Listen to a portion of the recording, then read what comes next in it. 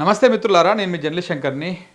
ఈ అఫ్జల్గంజ్ దగ్గర ఏదైతే ఓల్డ్ సిటీలో జరిగినటువంటి ఫైర్ యాక్సిడెంట్ ఏదైతే ఉందో, ఈ ఫైర్ యాక్సిడెంట్లో మీర్ చౌక్ పిఎస్ పరిధిలో జరిగినటువంటి ఫైర్ యాక్సిడెంట్లో ఇప్పటికి 17 మంది చనిపోయారు. మొత్తం 17 మంది చనిపోయారు. ఆ 17 మందిలో 14 మంది హాస్పిటల్లోనే చనిపోయారు.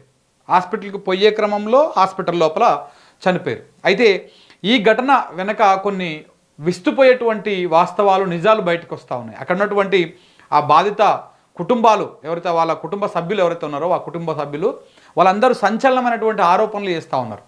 ఎవరైతే ప్రభుత్వం తరఫున అక్కడికి పోయిర్రో, డిప్యూటీ ముఖ్యమంత్రి కానీ, లేకపోతే మంత్రులు కానీ, స్థానిక ఎంపీలు కానీ, ఎమ్మెల్యే కానీ, దాంతోపాటు మేయర్ గారు కానీ, వీళ్ళందరూ పోతే వాళ్ళందరినీ పట్టుకొని నిలదీసిరు. వాళ్ళు ప్రధానంగా ఆరోపిస్తుంది ఏంటి అంటే, ఇక్కడ ఫైర్ ఇంజన్ పోయింది అక్కడికి, ఇన్సిడెంట్ దగ్గరికి, కానీ ఫైర్ ఇంజన్లో వాటర్ లేవంట. వాళ్ళు ఆరోపిస్తున్నది ప్రధానంగా.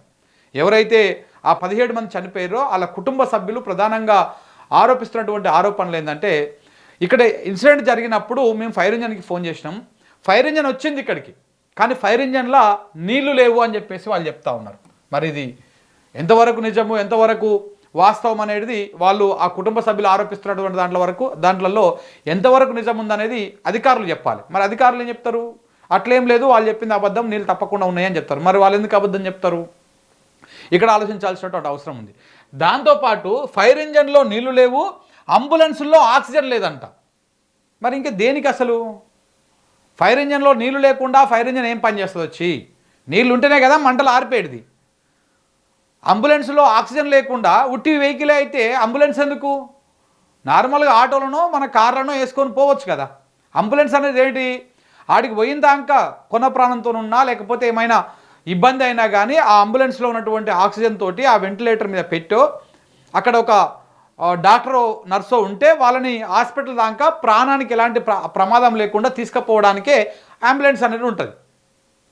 నార్మల్గా ఆక్సిజన్ సిలిండర్ లేకుండా, ఆక్సిజన్ మాస్క్ లేకుండా, ఏమీ లేకుండా ఉట్టి వెహికల్లో తీసుకుపోవడానికి అంబులెన్స్ ఎందుకు? వాళ్ళు ప్రధానంగా అదే ఆరోపిస్తున్నారు. ఇగో మీకు మళ్ళీ కూడా ఒకసారి ఆ బయట వినిపిస్తా, మీరు చూడండి. వాళ్ళు మాట్లాడినటువంటి బయట మీకు వినిపిస్తా.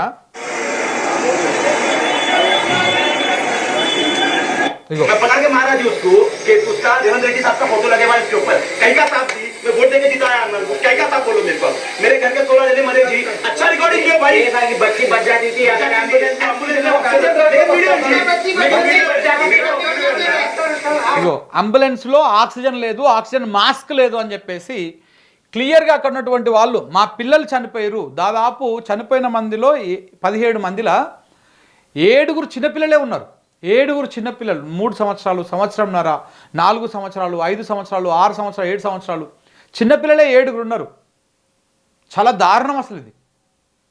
ఈ చనిపోయిన దాంట్లో కూడా మెజారిటీగా హాస్పిటల్కి పోతుంటే, హాస్పిటల్కి పోయినాక హాస్పిటల్ లోపలని, అంటే అంబులెన్స్లో ఈ సరైన సదుపాయాలు లేకపోవడం వల్ల ఈ మరణాలు జరిగినాయని చెప్పేసి మనం అనుకోవచ్చు. ఈ లెక్కన ఆయన క్లియర్గా ఆవేదన వ్యక్తం చేస్తూ ఉన్నారు.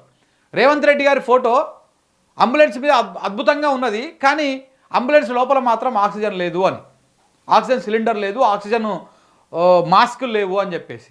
ఇదొకటి. ఇంకా ఇక్కడికి చూడండి. ఇంకా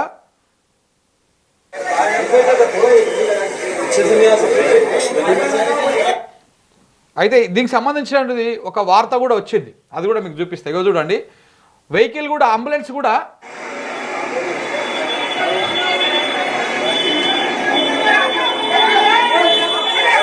ఇగో ఫస్ట్ ఆటోని ఆపుతున్నారు. వాళ్ళని తీసుకొస్తేందుకు, వాళ్ళని హాస్పిటల్కి తీసుకుపోవడానికి ఫస్ట్ ఆటోని ఆపిరు. ఇగో ఏ ఆటో ఆపు అంటున్నారు. ఇగో ఇగో ఇగో ఆటో అక్కడ పెట్టి చూడండి. ఇగో అక్కడ నుంచి మళ్ళీ కార్లో తీసుకొచ్చారు.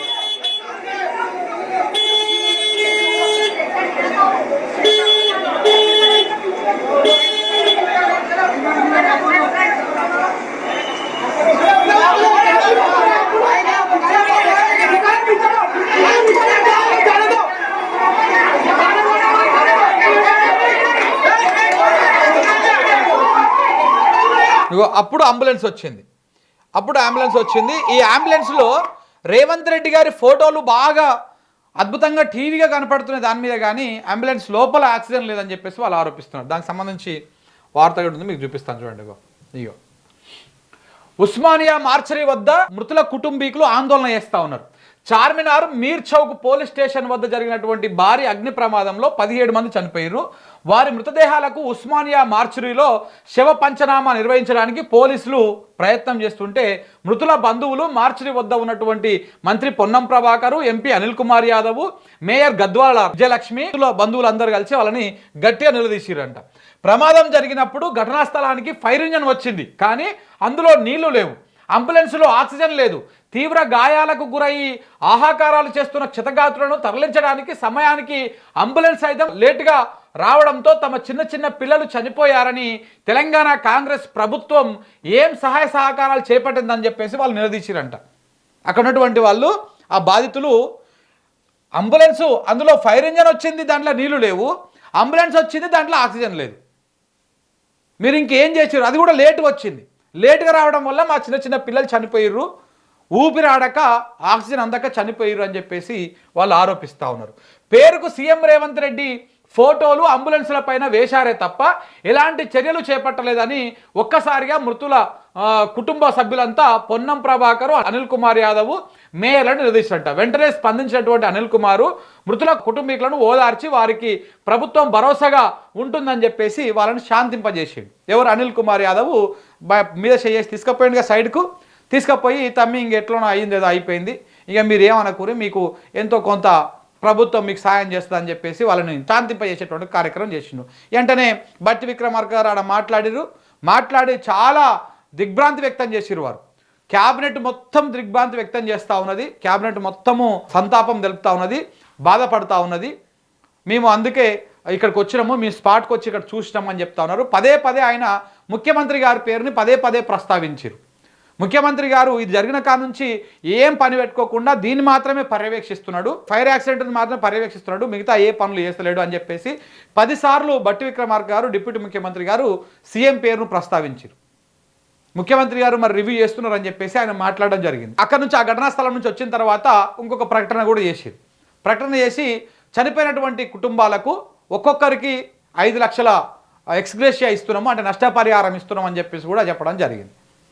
17 మందికి ఒక్కొక్కరికి 5 లక్షలు నష్టపరిహారం ఇస్తాము. ఇప్పుడు ట్రీట్మెంట్ పొందుతున్నటువంటి వాళ్ళకు కూడా మెరుగైన వైద్యం అందిస్తాము, ఆ కుటుంబానికి మేము అండగా ఉంటాం, ఆ కుటుంబాలకు అండగా ఉంటాం అని చెప్పేసి చెప్తున్నారు. ఎంత అండగా ఉంటే మాత్రం చనిపోయిన వాళ్ళు వస్తారా? రారు. సరే, అది ఫైర్ యాక్సిడెంట్, అదొక యాక్సిడెంటే కావచ్చు, అదొక అనుకోకుండా జరిగిన ఘటనే కావచ్చు, కానీ ప్రభుత్వం చేయాల్సినటువంటి పనులల్లో అంటే అంబులెన్స్లలో ఆక్సిజన్ పెట్టడము, ఫైర్ ఇంజన్లలో నీళ్లు పెట్టడము, సకాలంలో అక్కడికి చేరేలా ఉండడము, ఆ దరిదాపుల్లో ఉన్నటువంటి వాళ్ళు వెంటనే అప్రమత్తం కావడము, దీని మీద కొంత శ్రద్ధ ఉండాలి.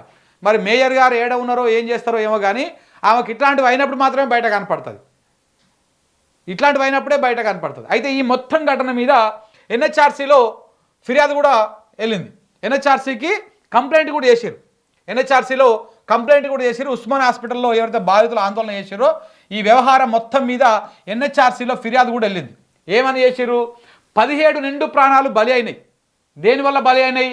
గుల్జార్ హౌస్ ఘటన పైన జాతీయ మానవ హక్కుల కమిషన్కు ప్రముఖ న్యాయవాది రామారావు ఇమ్మనేని అనేటువంటి అతను ఫిర్యాదు చేసిండు. ఏమని ఫిర్యాదు చేసిండు? వాణిజ్య సముదాయాల నిర్వహణ, అక్రమ కట్టడాల నియంత్రణ, అగ్ని ప్రమాద నివారణ మరియు భద్రతలో అవినీతి, ప్రజల ప్రాణాలతో ఆడుకుంటూ మత్తులో బల్దీ అధికారులు ఉన్నారు, సర్కిల్ 9 అధికారులపైన జిహెచ్ఎంసీ కమిషనర్తో పాటు చర్యలు తీసుకోవాలని చెప్పేసి రామారావు అంటే ఆయన ఆ అడ్వకేటు ఎన్హెచ్ఆర్సీలో కంప్లైంట్ చేసిండు. ఆ కంప్లైంట్ నెంబరు 496/IN/2025 అని చెప్పేసి కూడా నమోదు చేసిరు. దీని మీద విచారణ కూడా చేయాలని చెప్పేసి ఆయన కోరిరు. విచారణ కూడా ఎన్హెచ్ఆర్సీ స్వీకరించింది. దీంట్లో ఎన్హెచ్ఆర్సీలో వీళ్ళనే కాదు, అధికారులను మాత్రమే బాధ్యులను చేయడం కాదు, ఆయన అక్కడ ఏమని ప్రధానంగా లేవనెత్తిందంటే, కింద ఇక్కడ ఏదైతే ఈ ఆ హౌజ్లో గుల్జార్ హౌజ్లో ఘటన జరిగిందో ఈ హౌజ్లో కిందనేమో షాప్స్ ఉన్నాయి, కిందనేమో బిజినెస్ నడుస్తున్నది, షాప్స్ ఉన్నాయి, పైనేమో నివాసం ఉన్నదన్నమాట, పైన నివాసం ఉన్నది. ఎక్కడ కూడా ఫైర్ మెజర్మెంట్స్ అనేది, ఫైర్ సేఫ్టీ అనేది ఫాలో అవ్వలేదు. మొత్తం ఇరుక్కుగా ఫైర్ సేఫ్టీ ఫాలో అవ్వకపోవడం వల్ల అక్కడికి లోపలికి ఈ ఎవరైతే సహాయ చర్యలు చేసేందుకు వచ్చినటువంటి సిబ్బందికి లోపడుకోవడానికి కూడా, ఈ రెస్క్యూ టీంకి లోపడుకోవడానికి కూడా సాధ్యం కాలే కాసేపటి దాకా. దానివల్ల కూడా ఈ మృతుల సంఖ్య పెరిగింది, ప్రాణ నష్టం ఎక్కువ జరిగింది. ఇవన్నిటికి కారణము అధికార నిర్లక్ష్యం కూడా అని చెప్పేసి ఆయన కంప్లైంట్లో పేర్కొన్నాడు. అలాగనే ఏదైతే ఫైర్ ఇంజన్లో నీళ్లు లేకపోవడము, అంబులెన్స్లలో ఆక్సిజన్ సిలిండర్ లేకపోవడం, ఖాళీగా ఉండడం, ఆక్సిజన్ మాస్కులు కూడా లేకపోవడం, వీటి పట్ల కూడా ఆయన ఫిర్యాదులో పేర్కొన్నాడు. మరి దీంతో పాటు మేయర్ గారి మీద, సంబంధిత శాఖ మంత్రి గారి మీద, ఆ శాఖలో ఉన్నటువంటి వాళ్ళందరి మీద కూడా చర్యలు తీసుకుంటే బాగుంటుంది. ఇంతసేపు అధికారులనే బలి చేయకూడదు. ఈ మొత్తం వ్యవహారంలో ప్రభుత్వాల తప్పు కూడా ఉంటుంది. ప్రభుత్వాలది, రాజకీయ నాయకులది. అధికారిది ఏముంటుంది? ఆ పైన ఎమ్మెల్యేనో లేకపోతే మంత్రో ఎంపీనో స్థానికంగా ఉన్నటువంటి వాళ్ళు రాజకీయంగా ఇన్ఫ్లుయెన్స్ చేసి ఇగో దీనికి అనుమతి ఇవ్వాలి, దీనికి ఇది చేయాలని చెప్పేసి ఫోర్స్ చేస్తూ ఉంటారు. కాబట్టి దీన్ని రాజకీయంగా కూడా చర్యలు తీసుకోవాలి, రాజకీయ నాయకుల మీద కూడా చర్యలు తీసుకోవాలి, ప్రభుత్వం మీద కూడా చర్యలు తీసుకోవాలి. సో అప్పుడు కొంత ఇట్లాంటి మళ్ళీ పునరావృతం కాకుండా ఉంటాయన్నమాట. సో కాబట్టి ఈ మొత్తం వ్యవహారంలో ఆ ఫైర్ ఇంజన్లో నీరు లేకపోవడము, ఆ అంబులెన్స్లో సిలిండర్ లేకపోవడం అనేది మాత్రం చాలా దారుణము. ఇది కనుక వాస్తవమే అయ్యుంటే ఆ స్థానికంగా ఉన్నటువంటి ఆ ఫైర్ ఇంజన్కి సంబంధించినటువంటి ఆ ఫైర్ ఆఫీసర్ ఎవరైతే ఉంటారో వాళ్ళ మీద చర్యలు తీసుకోవాలి. అట్లాగనే ఈ అంబులెన్స్ వ్యవహారంలో కూడా చర్యలు తీసుకోవాల్సినటువంటి అవసరం కూడా ఉంటుంది. ఏదేమైనా ఇలాంటిది మరొకసారి పునరావృతం కాకుండా చూసుకోవాలి.